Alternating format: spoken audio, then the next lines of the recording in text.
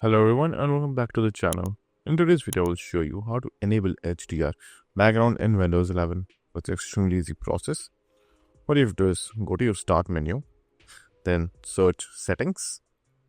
In the settings panel, simply go to the system settings, then go to display.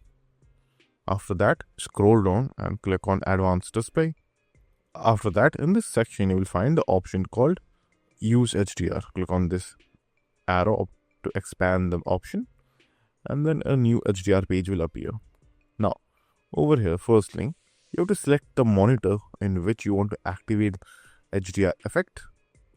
Then, over here, it will tell you if is the monitor actually supported for HDR or not, which you can see it is supported completely. Now, to enable the HDR, all you have to do is just simply enable this option. So click on this and the HDR should turn on. Now, the screens will flicker and your screen might completely black out, or your computer might entirely shut down. So those are some things that might happen. And if it does, don't panic. All you have to do is just shut this off or restart your computer. Once the restart is done, your computer will start running how it was used to. So that's it. And I hope you found this video helpful. If you did, please give this video a thumbs up, share it with your friends, and subscribe to the channel for more helpful videos.